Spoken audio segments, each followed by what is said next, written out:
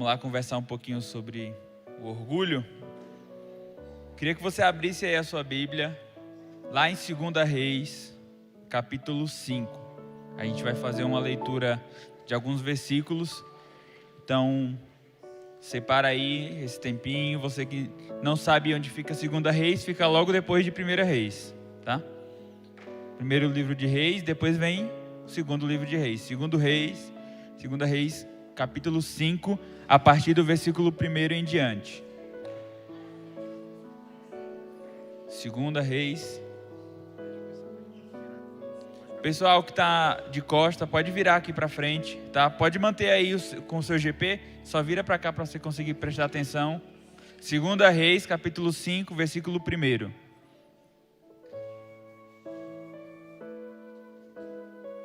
Acharam aí, todo mundo? Se está com dificuldade, precisa ler um pouquinho mais da Bíblia. E aí, para acelerar esse processo, procura lá no índice, 2 Reis, capítulo 5, versículo 1 em diante, diz assim, presta atenção. Naamã, comandante do exército do rei da Síria, era um grande homem diante do seu senhor e de muito conceito, porque por meio dele o Senhor tinha dado a vitória à Síria. Ele era herói de guerra, porém sofria de lepra. Tropas saíram da Síria e da terra de Israel e levaram cativa uma menina, que ficou a serviço da mulher de Naamã. Um dia a menina disse à sua senhora: quem dera o meu senhor estivesse na presença do profeta que está em Samaria, ele o curaria da sua lepra. Então Naamã foi contar ao seu senhor, dizendo: assim e assim falou a jovem que é da terra de Israel. O rei da Síria respondeu: vá, eu enviarei uma carta ao rei de Israel. Então Naamã partiu e levou consigo 340 quilos de prata, 72 quilos de ouro e 10 mudas de roupa. Levou também ao rei de Israel a carta que dizia: tão logo esta carta chegar a você, saiba que eu lhe enviei Naamã, meu servo, para que você o cure da sua lepra. Quando o rei de Israel acabou de ler a carta, rasgou as suas roupas em sinal de medo e disse: por acaso sou Deus, com poder de tirar a vida ou dá-la, para que este envie a mim um homem para eu curá-lo de sua lepra? Como vocês podem notar e ver, ele está procurando um pretexto contra mim. Mas quando Eliseu, o homem de Deus, ouviu que o rei de Israel havia rasgado as suas roupas, mandou dizer ao rei: por que o Senhor rasgou as suas roupas? Deixe-o vir a mim, e ele saberá que há profeta em Israel. Então Naamã foi com seus cavalos e os seus carros e parou à porta da casa de Eliseu. Eliseu lhe mandou um mensageiro dizendo: vá e lave-se 7 vezes no Jordão, e sua carne será restaurada e você ficará limpo. Mas Naamã ficou indignado e se foi, dizendo: eu pensava que ele certamente sairia para falar comigo, ficaria em pé, invocaria o nome do Senhor seu Deus, passaria a mão sobre o lugar da lepra e restauraria o leproso. Por acaso não são Abana e Farfá, rios de Damasco, melhores do que todas as águas de Israel? Será que eu não poderia me lavar neles e ficar limpo? Deu meia volta e foi embora muito irritado. Então seus oficiais se aproximaram e lhe disseram: meu pai, se o profeta tivesse dito alguma coisa difícil, por acaso o Senhor não faria? Muito mais agora que ele apenas disse: lave-se e você ficará limpo. Então Naamã desceu e mergulhou no Jordão 7 vezes, conforme a palavra do homem de Deus, e a sua pele se tornou como a pele de uma criança, e ficou limpo. Depois ele voltou ao homem de Deus. Ele e toda a sua comitiva veio, pois, diante dele e disse: eis que agora reconheço que em toda a terra não há Deus a não ser em Israel. Amém? Curva a sua cabeça rapidinho, fecha aí os seus olhos. Espírito Santo, nós te pedimos nessa manhã que o Senhor fale conosco, que os nossos corações estejam acalmados nesse momento, que a nossa mente esteja limpa e focada tão somente naquilo que o Senhor tem para tratar com o nosso coração. E que nenhuma dificuldade lá de fora, nenhum sentimento, nenhuma distração possa nos tirar exatamente daquilo que o Senhor estabeleceu para nós nesse dia, no nome de Jesus. Amém. A gente vai falar um pouquinho sobre a história de Naamã e o que tem a ver Naamã e o orgulho. Sabe qual é o principal motivo que eu enxergo de Deus ter pedido para que Naamã se lavasse, ou como outras traduções trazem, se banhasse naquele rio 7 vezes? O que você acha? Qual que era o motivo de Deus ter pedido para que Naamã, na verdade o profeta, direcionado por Deus, ter pedido a Naamã para se lavar 7 vezes? Alguém arrisca em dizer? Oi? Orgulho. É o nosso tema de hoje. Sabe por quê? O texto nos fala que Naamã, ele era um cara extremamente importante no exército da Síria. Ele era extremamente importante naquele país. Ele tinha status, ele tinha riqueza, ele tinha uma posição, ele tinha poder, ele tinha influência. Então imagina Naamã como alguém bastante famoso, que chegava em qualquer lugar, ele tinha acesso ao rei. Então ele poderia chegar em qualquer lugar do seu país, em qualquer lugar que estivesse sobre o domínio do seu país, porque ele tinha influência. Ele podia pedir para qualquer pessoa: olha, em nome do rei eu estou aqui, então eu quero comer da sua comida, eu quero andar no seu cavalo, eu quero ir na sua casa, eu quero correr na sua fazenda. E as pessoas de bom grado, ou pelo menos com medo talvez da influência de Naamã ser prejudicial para ela, elas abriam as portas para que Naamã fizesse qualquer coisa que ele quisesse. Porém, Naamã tinha algo que nem o seu poder, nem o seu status, nem a sua influência, nada do que ele tinha às suas mãos poderia resolver, que era uma doença chamada lepra. Naqueles tempos, a lepra era uma doença sem cura. A medicina não tinha nada que pudesse resolver a questão de Naamã. Então, na maioria das culturas daquele tempo, uma pessoa que sofria de lepra, ela precisava ficar excluída da sociedade, porque aquilo poderia ser contagioso, e também porque algumas culturas, assim como inclusive a cultura do povo de Deus, entendia a lepra como também um sinal de pecado. Era um sinal que a pessoa estava impura, então ela não podia se relacionar com os outros.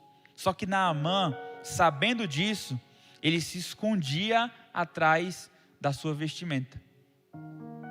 Naamã, ele tinha uma aparência de que tudo estava perfeito, já que ele usava armaduras, aquelas roupas mais pomposas. Então as pessoas não viam como o coração de Naamã estava realmente. Elas não viam como a saúde de Naamã estava completamente debilitada. Elas não viam que Naamã estava totalmente carente de uma ajuda. Porque elas olhavam para ele e pensavam assim: não, Naamã tem tudo que qualquer pessoa pode querer. Só que o que acontece nessa história é que a resposta de Deus para Naamã vem através de uma mulher que a Bíblia não se dá ao trabalho de dar o nome daquela menina. E ela era uma das empregadas de Naamã. Mas ela não foi empregada porque um certo dia ele fez uma entrevista e conversou com ela e achou que ela tinha um bom currículo e por isso ele contratou ela. A Bíblia nos conta que essa menina ela foi levada como cativa, ou seja, a Síria havia dominado o povo de Israel naquele momento e levou aquela menina como escrava. Então ela não foi tirada do país dela de uma maneira muito gentil, mas ela foi trabalhar com a mulher de Naamã. E por estar inserida num local de intimidade da família de Naamã, ela provavelmente deve ter visto em algum momento Naamã sem a sua armadura. E deve ter percebido que Naamã sofria de lepra. E mesmo estando num local onde ela poderia fechar o seu coração, aquela menina se deixou ser usada por Deus. Ela vai e fala: nossa, se o meu Senhor pudesse ir até Israel, falar com o profeta, com certeza ele seria curado. Porque ela tinha certeza que somente Deus, assim como todo o povo hebreu sabia, somente Deus, naquele momento, poderia curar aquela menina, poderia curar Naamã da sua lepra. Então ela vai, fala isso para a mulher de Naamã comunica isso a Naamã, e Naamã falou: não tenho nada a perder, vou até o rei, vou pedir autorização, o rei com certeza, como me tem de uma maneira íntima, vai me liberar, eu vou até lá e o profeta vai me curar. Ele vai até o profeta, chega lá e o profeta nem se dá o trabalho de sair para ter um momento de conversa com ele, o profeta apenas envia o seu servo e pede para que Naamã vá se lavar, vá se banhar no Rio Jordão. E quando você percebe, Naamã tinha criado toda uma estrutura do que ele achava que o profeta ia fazer. Ele deveria ter saído, ter falado comigo, ter colocado as suas mãos sobre mim, e ali eu seria curado, e ali tudo seria resolvido. Como assim ele não veio até mim? Como assim ele mandou o seu servo falar comigo e nem se deu o trabalho de chegar até mim? Como é que ele mandou um recado? Eu sou Naamã. E olha só, lá na minha terra existem rios muito mais limpos do que esse tal desse Rio Jordão. Não seria muito mais justo eu ir até lá e me lavar naquele rio? E mais uma vez, alguém inferior, a Naamã, chega para ele e fala assim: mas mestre, mas pai, como eles gostavam de chamar, se ele não te pedisse uma coisa mais difícil, você não faria?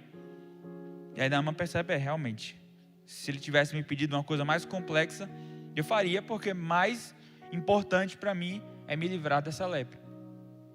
Então Naamã vai, mergulha, se banha naquele rio 7 vezes, e agora você imagina, ele entrando a primeira vez no rio, se banhando, saindo, igual.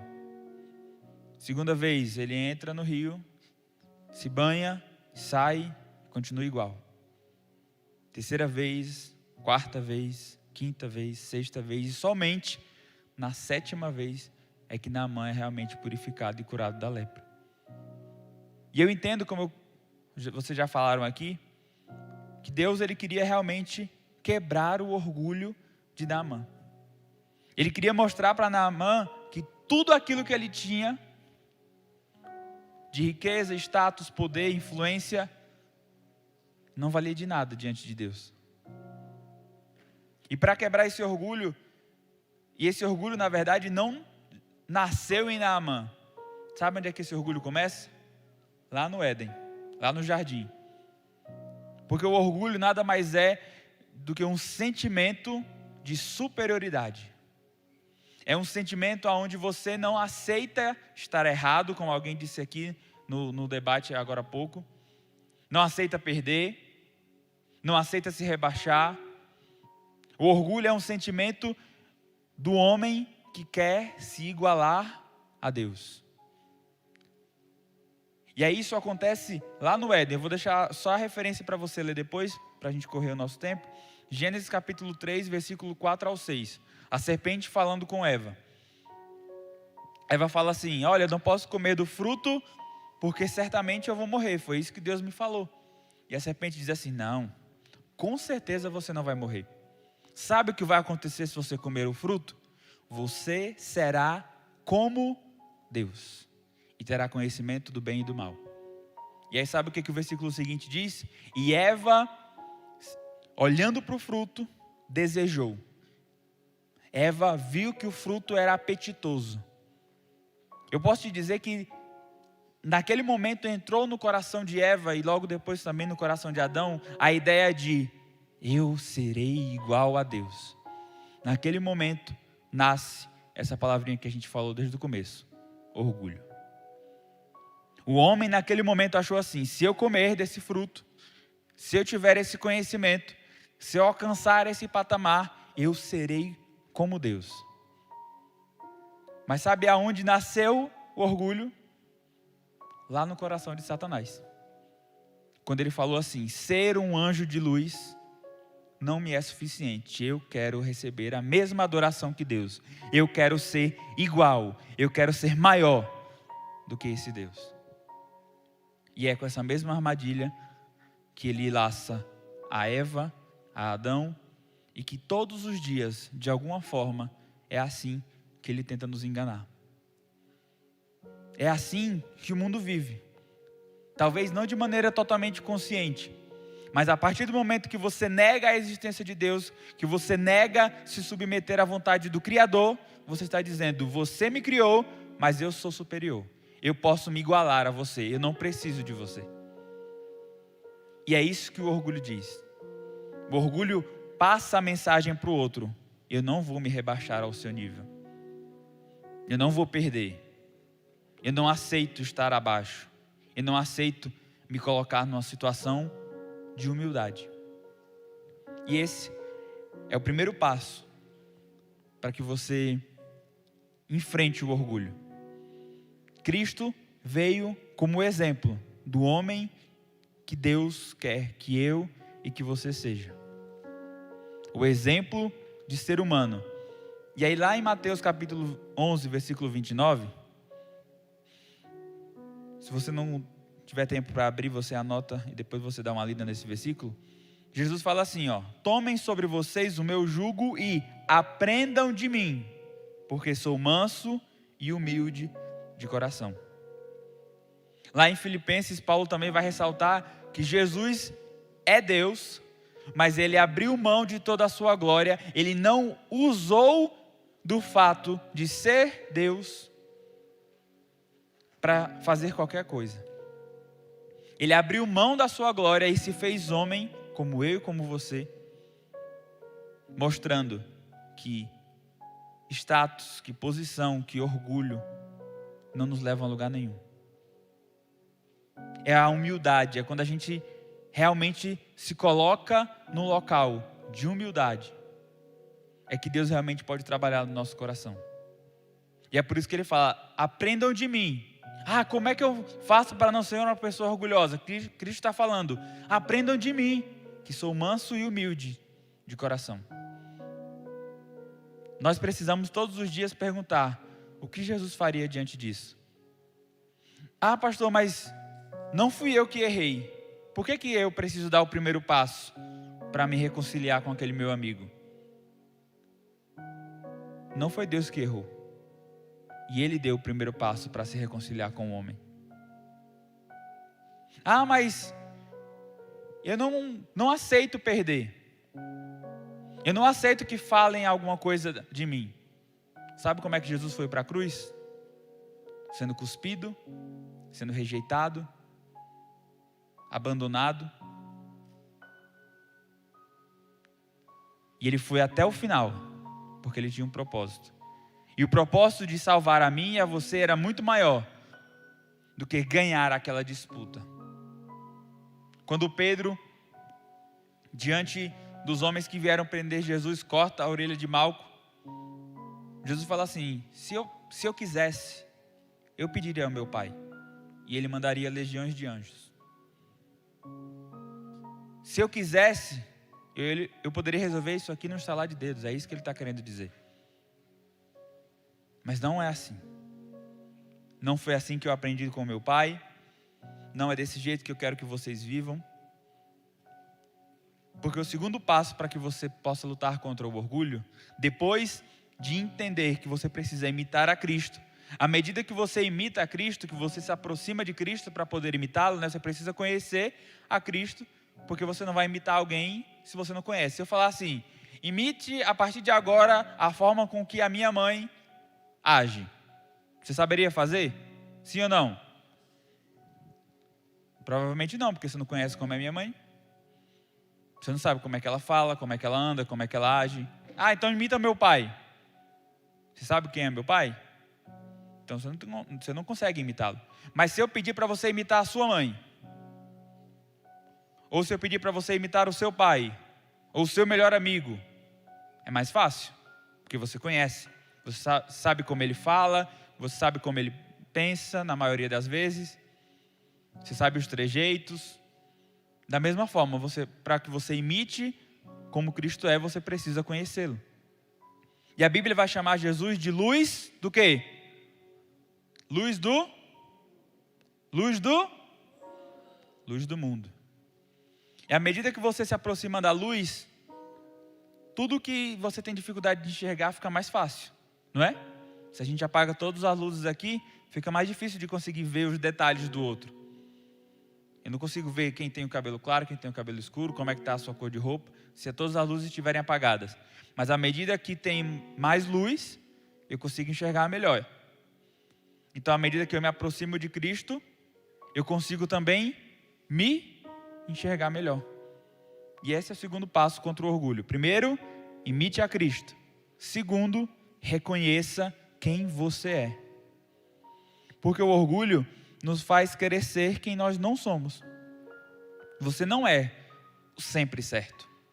Você não é o mais inteligente. Você não é o mais bonito. Você não é a pessoa que nunca erra.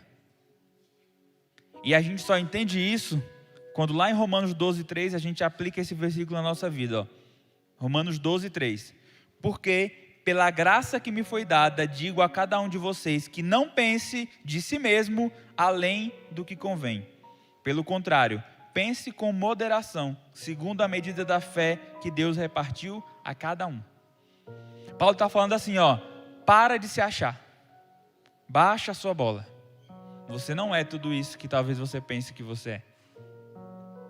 Mas Paulo também não fala para que nós pensemos de nós mesmos que nós não somos nada, que nós merecemos ser pisados, que nós não temos nenhuma qualidade.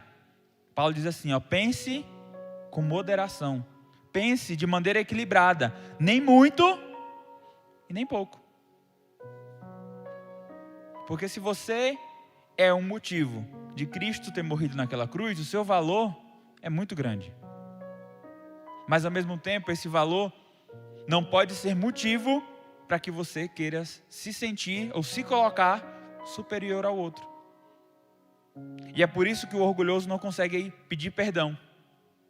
Porque ele acha que o outro é que é pior do que ele. O outro é que fez pior. Sabe uma das coisas mais chatas de você lidar com alguém? São pessoas que não conseguem assumir os seus próprios erros. E eu já fui essa pessoa. Eu tinha tanta dificuldade que toda vez que eu errava, na discussão, eu apontava os erros da outra pessoa para tentar dizer assim, eu errei, mas eu errei porque você errou mais. Eu errei porque você não falou o que deveria falar. Eu errei porque você me comunicou algo errado. Eu errei porque você não me deu a chance de acertar. Eu sempre queria sair como se eu não fosse o pior da história. E aí uma vez eu precisei ser confrontado por Deus. Eu precisei ligar para a Bruna, né? Hoje minha esposa, na época minha namorada, e só para dizer exatamente isso. O Espírito Santo pediu para eu ligar para ela e só dizer assim, eu estava errado. Sem justificativa, sem explicações, sem mais conversas, eu estava errado. E às vezes a gente precisa olhar e parar de querer se justificar no outro. Eu sou assim por causa de fulano, eu sou assim porque ela falou mal de mim, eu sou assim porque o meu irmão, eu sou assim porque o meu pai, eu sou assim porque minha mãe. Para. Olha para você, olha quem você é, as suas falhas, as suas qualidades e busca cada vez mais ser parecido com Cristo. Pronto. Você não precisa ficar justificando. Se você errou, seja humilde, peça perdão. Se o outro errou com você, seja humilde, vá lá e libere perdão. Se você acertou, glória a Deus, que bom. Mas não pegue a sua prova nota 10 e olhe lá para o seu amigo que tirou 2 e fique rindo da cara dele. Não aproveite que você acertou, porque pode ser que amanhã você erre. E sabe o que é pior? Normalmente as pessoas que se colocam no lugar superior, um dia, com certeza, elas vão cair. Porque a Bíblia também fala assim, o orgulho precede a queda. Primeiro você acha que você é muita coisa, e em algum momento você vai descobrir que você não é muita coisa. Não era isso tudo. E aí quando você cair, se você for uma pessoa orgulhosa, a grande maioria das pessoas ao seu redor não vai querer te estender a mão. Não que também isso esteja certo, mas infelizmente é assim que a humanidade funciona. É assim que a nossa sociedade diz. Mas nós precisamos ser diferentes. Nós precisamos ser aqueles que primeiro pedem perdão, que primeiro liberam perdão e que primeiro estendem a mão. Mas não fui eu que errei. Não importa. Se você quer imitar a Cristo, se você entende quem você é em Deus, pouco interessa quem é o primeiro a errar. E aí, por último, para que você lide com o orgulho, você precisa entender o que Deus tem para você. E aí, só para fechar com o versículo, Paulo fala assim lá em Efésios capítulo 4, versículo 11. E ele mesmo concedeu uns para apóstolos, outros para profetas, outros para evangelistas, outros para pastores e mestres. Perceba, Deus separou pessoas para propósitos específicos. Então eu não preciso gastar o meu tempo tentando pegar aquilo que é do outro para mim. Porque aquilo que Deus tem para mim é meu e também não é do outro. Só que quando eu vivo querendo o que é do outro, quando eu vivo querendo mostrar talvez que o meu seja melhor do que o outro, eu acabo não cumprindo aquilo que Deus tem para a minha vida. Eu acabo apenas me tornando alguém cheio de orgulho. Porque no final, o que Deus tem para cada um de nós de maneira individual, se junta num propósito que Deus tem para toda a igreja. O versículo seguinte do que eu li fala assim, que Deus separou cada um para essas funções, para o aperfeiçoamento do corpo, da igreja. Então Deus tem um propósito individual para você, Deus tem algo para que você faça, mas ao fazer isso, todo o corpo cresce. Então aquilo que eu tenho para mim não pode ser, tudo é meu, ou o meu é melhor do que o seu. Não interessa se você é o que prega, é o que toca, é o que está na câmera, é o que arrumou as cadeiras. Não tem diferença. Estamos todos, em cada uma das suas funções, caminhando para o mesmo propósito. Mas se eu começo a olhar para o outro e querer aquilo que é do outro, ou se eu começo a demonstrar ou me posicionar como se o meu fosse melhor do que o seu, eu já deixei que o orgulho tomasse o meu coração. E aí, eu esqueci quem eu sou e eu também parei de imitar a Cristo. Então esse processo é como se fosse uma grande engrenagem, que uma coisa vai empurrando a outra. Eu imito a Cristo, ao imitar a Cristo eu vou entendendo mais quem eu sou, e a entender mais quem eu sou, eu vou entendendo o que Deus tem para mim. E aí tem uma frase muito profunda, filosófica, que eu não sei se você vai conseguir entender de primeira, mas qualquer coisa você anota e fica refletindo sobre ela na sua casa, que é assim: o que é seu, é seu. Ponto. Acabou. Você não precisa ficar querendo o que Deus tem para o outro. Você não precisa olhar no seu Instagram e ficar, como eu queria ter a vida daquela pessoa. Como eu queria viver como daquele outro. Ou passar a ideia dos outros que você é melhor do que o delas. Porque a minha vida é muito melhor. Sabe aquela pessoa que tem a síndrome do Kiko do Chaves? E eu tenho medo de ninguém conhecer mais o Kiko do Chaves. Vocês conhecem o Kiko do Chaves? Obrigado, Deus. Não estou tão velho assim. Mas na verdade acho que vocês conhecem o Kiko do Chaves no desenho, né? Ou vocês assistiam a série com as pessoas mesmo. Obrigado, SBT, que continua transmitindo o Chaves. Sabe, a síndrome do Kiko é que toda vez que o Chaves tinha um brinquedo, o Kiko aparece com um brinquedo melhor. Você lembra disso? O Chaves tem lá o carrinho dele que ele fez de latinha, de caixa. Aí o Kiko chega... E aí o carro do Kiko é gigantesco. Aí o Chaves monta a tendinha dele lá de suco, aí chega o Kiko com o carrinho. Cara, isso é muito chato. Sempre a pessoa parece que é melhor. Nossa, eu fiz um curso de inglês. Mas eu fui para os Estados Unidos, né? Fiquei lá um mês, fiz intercâmbio. Ok. Mas eu fiz uma viagem com a minha família aqui para praia. Eu fui para Cancún. Nossa. Eu tenho um Instagram e eu postei uma foto e deu 10 likes, mas a minha sempre bate 100, né? Para quê? O que você acha que você vai ganhar com isso? Sabe o que isso vai fazer você? Ser uma pessoa cada vez mais solitária. Porque ninguém se relaciona de maneira verdadeira com os orgulhosos. Porque normalmente quem é orgulhoso não cativa as pessoas. Não se conecta de maneira verdadeira. Então quem está perto do orgulhoso só está lá, talvez como aqueles que estavam lá de Naamã, porque não tinham outra escolha. Ou porque também queriam usufruir de alguma das influências que Naamã tinha. Mas Cristo não. Apesar de existir uma multidão que estava perto de Jesus só pelo que ele tinha para dar, existiam aqueles próximos que realmente entenderam quem Jesus era. E por entenderem quem Jesus era, passaram a imitá-lo. E começaram a entender quem eles eram. Entendendo quem eles eram, eles começaram a viver aquilo que Deus tinha para eles. E é por causa desses homens que a gente está aqui no dia de hoje.